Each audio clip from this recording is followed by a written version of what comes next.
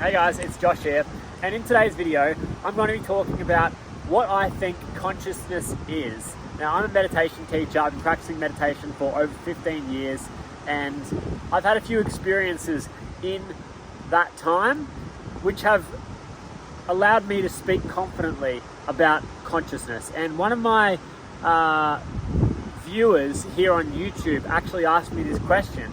He asked me to talk about or to share my thoughts on quantumness and consciousness. And so in this video, I'm going to address what is consciousness. I'm not going to talk about quantumness because I don't really feel like I need to. I don't feel it aligns with my perspective.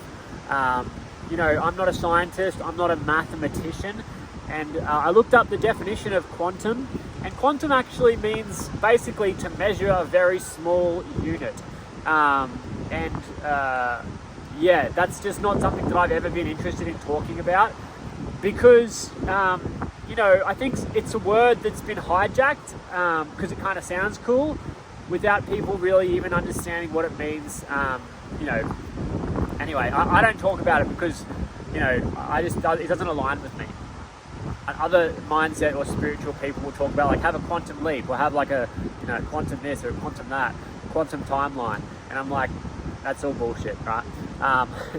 Leave the quantum world to the scientists and the mathematicians. I don't think it's really that much of a thing that you need to think about, right? But consciousness, on the other hand, I think consciousness is a very important thing to think about, and in my experience, yeah, it's been something that I have wanted to explore. So in this video, I'm going to talk about my experiences in meditation and now what I believe that consciousness is. So let's just start from the start, because when I was 17, I had this existential crisis where I was asking myself all these big questions like, who am I? What am I? Why are we here? What does it all mean? You know, what is it to be a human? And I was scared and I was frightened because I didn't have any of the answers, and it was totally confusing to me. I knew that we were supposed to be really intelligent as humans because that's what I was told. We're at the top of the food chain. You know, we're meant to be these highly intelligent creatures, and I didn't feel like it. I felt dumb. I felt like I didn't even know who I was. I didn't even know, you know, why I was here or what the purpose of it is, and I really don't still now. But I know myself a little bit better now. Before, I didn't know myself, and I didn't know really, you know, why I was here or what it even means to be in the world.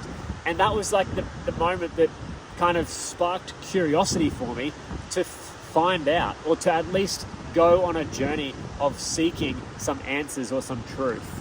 And so, you know, I used to read blog posts, and now I write blog posts, probably because it inspired me so much, the blog posts that I read in the past. If you want to read this blog post where I've articulated my thoughts really clearly in the blog, it's in the link below. So anyway, I read this blog post back when I was 17 from a website called The Mind Unleashed. And it was about spirituality and it was about meditation. And at that time I was struggling with my mental health and I was looking for some answers. And it said, you know, you should start meditating. You know, if you start meditating now, you know, within 5-10 years, you're going to be a superhero and you're going to have superpowers. And I thought that sounds pretty good. As a 17-year-old kid, I was like, I want some superpowers, right? Because at the time I didn't feel like a superhero. I felt like an idiot. And I felt really confused and really scared about life. So anyway, I read this blog post, told me about meditation, so I started meditating. I came to the beach, and it was not too different from this, right? I used to sit on a spot kind of like that, not here, but it was pretty much just there, like just on, you know, on the dune at the water, and I would sit down for 10 minutes, and I would start meditating. And let me tell you some things about meditation, right? And some things that I have personally experienced. In the beginning, it was hard. It was frustrating. I had no idea what I was doing. I just sat down for 10 minutes and I would try to focus on my breath and I would try to be present and I would try not to think, and that would be frustrating for me. I would get frustrated because I would think, and then I would think, am I doing something wrong? And is there something wrong with me? And why can't I just focus? And am I stupid or whatever? And I'd get really frustrated at myself and really angry at myself internally. And I kept practicing, I kept showing up, and I kept training myself. And eventually I was able to train my attention to stay completely focused on the present moment. And a really interesting thing happened when I was able to do that, when I was able to completely clear my mind of thought and just be concentrated on the present moment. What happened, and what I experienced, was that all of the limitations just disappeared. And what I mean by that is the things that I thought were separate to me weren't separate any longer. So, for example, you probably see yourself as a separate self, like you are you, and then I am me, and we are separate, right? In meditation, I was able to experience that I wasn't separate from anything. I was able to get to a state of awareness where I wasn't separate, where everything within my awareness was one. Okay? And if you look at this from like a really practical, physical sense, you will say, oh no, well, you know, obviously you're you and I'm me and we're separate. I'm talking about a different level of awareness, a different level of consciousness, where that perception of separation no longer exists. And you can get there through meditation. I have been there. I've had experiences where I've literally experienced the illusion of separation totally dissolve in a meditative state. Totally sober, totally clean, totally pure, just concentrated awareness on the present moment, and all limitation just dissolves, and you end up having this experience of being unlimited, of being limitless. And I'll be honest, those experiences don't last very long, or they didn't last very long for me. You know, it would be like a few seconds. If I was lucky, if I was really dialed in, it would be a few minutes, right? So a few seconds or a few minutes. However, once you have that experience, once you actually experience that, you can never forget it. It's like you're awake, right? It's like you've woken up and you've seen the world, right? You can't forget it, unless you're dead, right? That's a topic for a different conversation we're not going to talk about today. The point being, once you have that experience, once I had that experience, it was a reference point for me, and I was like, wow, things aren't as they seem to be. Things aren't what they look like. That experience of unity and oneness was actually more like a feeling. It was more like a felt sense of unity. And it happened through my senses.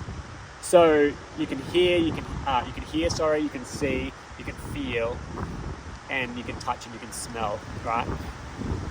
When I was in this vast state of awareness or consciousness, the doorway was like through my senses, so I could hear the noises over there, however they were happening right here.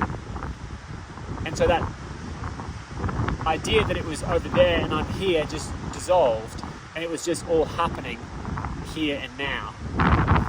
And the same thing would happen when I would feel the ray of sun on me, or the wind. Right now it's quite windy, I hope you can hear me okay. I feel the wind, and in a meditative state I realise that the wind is not something that's happening externally to me, it's happening now, and I am experiencing it now. It's all here and it's all now.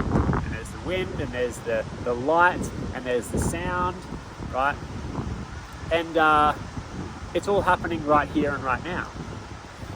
And so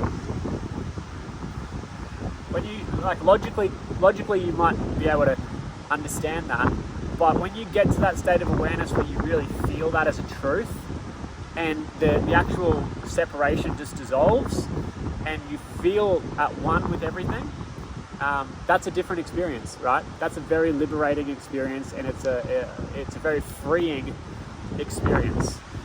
And yeah, again, I had that experience. I've had that experience multiple times actually, and it lasted, seconds or minutes in most cases. But again, it's that reference point where it was It was the truth at that point in time. And now, you know, I'll go about my day now, and I'm, you know, doing stuff, and I'm operating as an individual person in the world. But I still have that reference point of oneness. So if you're going to ask me to explain consciousness, I wanted to give you that background of my meditation practice first, because when it comes to what is consciousness, it is primary. Your consciousness or your awareness is primary. Everything else that you experience is secondary. Okay? What I mean by that is what you think, what you feel emotionally, the behaviors that you exhibit, the actions that you take, the relationships that you have, the business that you have, or the career that you have, everything else is secondary, and the consciousness is primary. The consciousness and the awareness is primary. It comes first. You couldn't experience anything else in your life without having consciousness, without having awareness. Awareness comes first. Consciousness comes first. It's primary. Everything else is secondary. I am aware of myself. Myself is secondary. I am primary. I am aware of myself. That suggests that there's two entities. There's an I that is aware, and there is a self that is being observed. Eckhart Tolle talks about this in his book, The Power of Now, but it's a great example. I am aware of myself. Who's the I and who's the self? Which one am I? Right? Am I the self that's being observed, or am I the I that is aware? Okay, so my understanding is that we are the I. We're both actually, but the truth, the real truth of what we are and what consciousness is the I. It's the awareness, right? That's primary. Now, this is also kind of like, it's kind of like being connected to God, right? God is not, I don't think God is a person, or you can't describe God as an identification or a personification of you know, like a God, like there's some God somewhere out there. No, God is not that. God is a state of awareness. It's a state of consciousness, all-inclusive, limitless, unlimited in its nature. That's what God is. And that is awareness. It's consciousness. It's a state of awareness. When you get there, when you have those experiences of actually being connected to everything and there not being any limits, that's when you'll know God. And this is not my belief. You might be like, well, that's what you believe. But it's not my belief. I know that's true, because that's my experience and I know it. It's not a belief, it's a knowing. Okay? It's a knowing that you can develop through a practice like meditation. God is not a person, right? It is a state of consciousness, right? So consciousness is primary. Again, when you develop your ability to connect with consciousness, you're connecting with that godlike awareness. And when you are connected to that godlike awareness, you have this mastery over your experience, because you're aware of it. You're not so entangled in it. And now, that doesn't mean that you're going to, just fucking go straight to heaven and, become this enlightened character that is just walking around in a constant state of bliss. I don't think that's true. It becomes a reference point. You know, enlightenment is an experience that you can have in a moment. There's a saying what does it say? It says, before enlightenment, chop wood, carry water. After enlightenment, chop wood, carry water. I think it's a Zen saying. Before enlightenment, chop wood, carry water. After enlightenment, chop wood, carry water. So it's like you can have an experience of developing this enlightened awareness or this enlightened state of consciousness, and then you'll just go back to your life, right? And that's not to discount the sages and the mystics and the real avatars like the Jesuses and the Buddhas and all of that. Those guys are on another level. But I do think that we can all experience that state of consciousness, and Jesus said that, right? He said, "You too can, do what I've done and more, even more."